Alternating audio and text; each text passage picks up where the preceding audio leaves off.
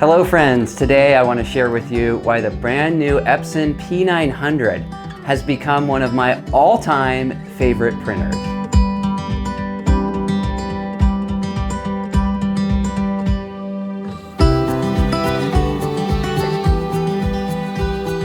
Hi, my name is Chris Orwig. I'm a photographer. I'm a Sony artisan of imagery. I've written 7 books. My most recent book is this bad boy right here. It's called Authentic Portraits, and I'm a teacher. And today I want to share with you a little bit about the Epson P900, which is right back over here. And I want to talk a little bit about a few of the qualities that have made this printer become one of my all-time favorites. Now, I've been printing with Epson printers for almost 2 decades, and this is the printer I think that I've been searching for the whole time. Literally, it is phenomenal, and I do not get anything to say that. I just want to share this with you because this little device has brought me so much joy. Now, I've written down 8 different reasons why, and the first one has to do with image quality. Well, with Epson printers, it has to do with their variable size droplets and a number of other things that make the image look very photographic rather than digital. And here's a portrait I captured of a friend, Daniel Norris, or here's another one. I captured this one for Sue Bryce's portrait conference called the Portrait Masters. Now, I'm not sure how well these images are going to read with this light right here, but if you were to see them in real life, they look so good and they make me so happy. I also wanted to highlight another thing that I like about this printer is the size. You can obviously print small size, but you can print bigger sizes too. This one is 13 by 19, just by way of comparison. And then this image here, this is 17 by 22. And this is the largest size that you can print with this printer. All right, well, the next thing I want to talk about is how we can load the paper. In comparison to the previous version of this printer, which was called the P800, you would have to front load fine art papers. But now you can top load those, and the paper that I absolutely love is called the Legacy Fiber. I mean, it is the paper that just makes my heart sing. So I have a sheet of that Legacy Fiber paper here. I'm gonna go ahead and turn on the printer, and this comes to one of my next features that I really love, and it has to do with this little LCD panel that we have right here. And I'm gonna turn on this little LCD screen here. Now, this little LCD screen is phenomenal. It obviously articulates, as you can see, but what we can do is we can choose certain things like our paper types and also our profiles. It's warming up right now, so I'll give it a second to do that. The next thing that I really enjoy about this printer is that it is 30% smaller than the previous version. Now let me show you my previous printer. This guy is a beast. So here it is. I love this printer, but as you can see, it's really big. It's kind of huge compared to the new printer. So this one is 30% smaller, so it takes up a much smaller footprint. And another reason why I love it is the sleek and modern design. Now, when I close this printer up, let me do that really quickly here, you can see that it looks more like, I don't know, high-end audio equipment than it does a printer, and I love how that fits into my office, and I love the overall feeling and vibe of that, and it's a beautiful, beautiful device. So as I mentioned, I can select the paper type, also the paper size and different things here. There's a button to turn on a light so you can actually see into the printer and see the print being made, kind of like on your oven at home when you're making cookies. You can turn on that little light and see them cooking inside. A couple other things that I really enjoy about this is that there is no switching between the 2 different types of ink for photo black or matte black. So rather than having to switch or to wait for the switch, you just send the image to the printer and it kicks it right out. I talked about the touch screen, which is so helpful, and another thing I wanted to highlight was this idea of print permanence. So if I grab a color photograph like this one has print permanence for up to 200 years.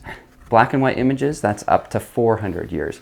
So you have this sense that if you're going to create an image, it's going to last. All right, let's see if there's anything else on my notes here.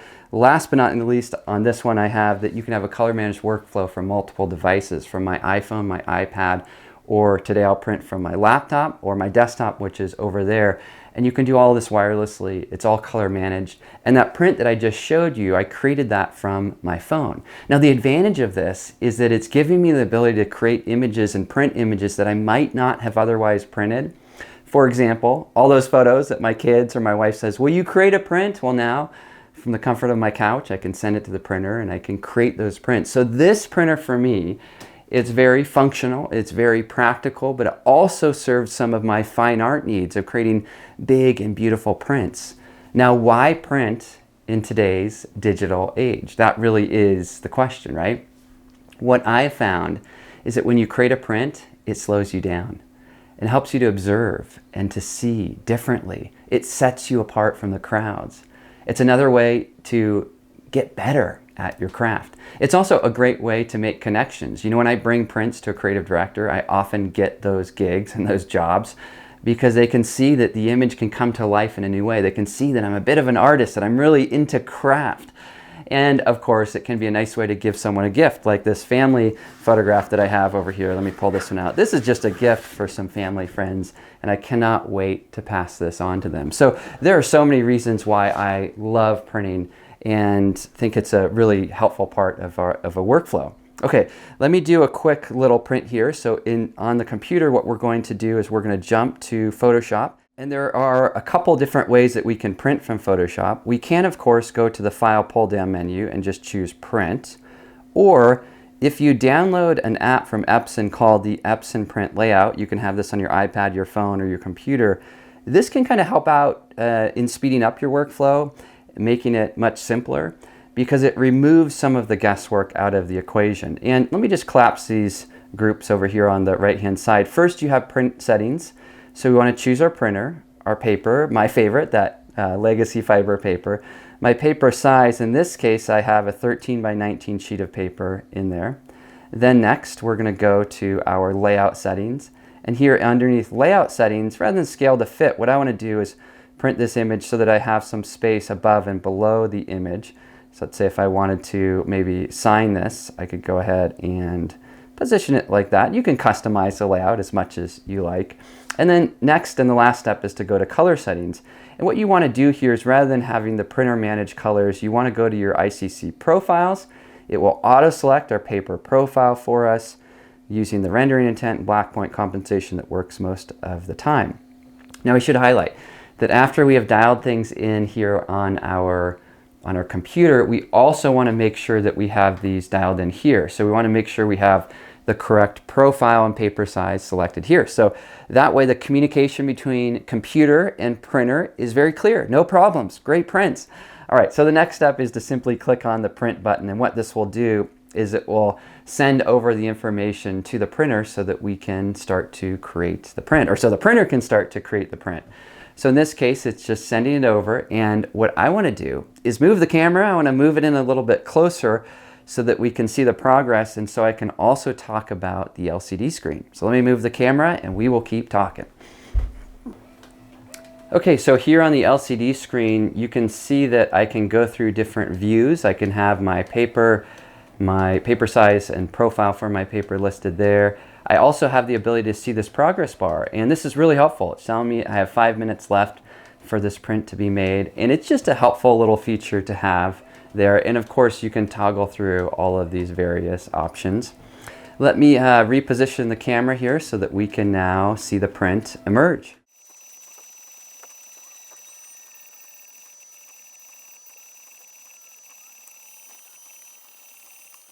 All right, the print is now complete.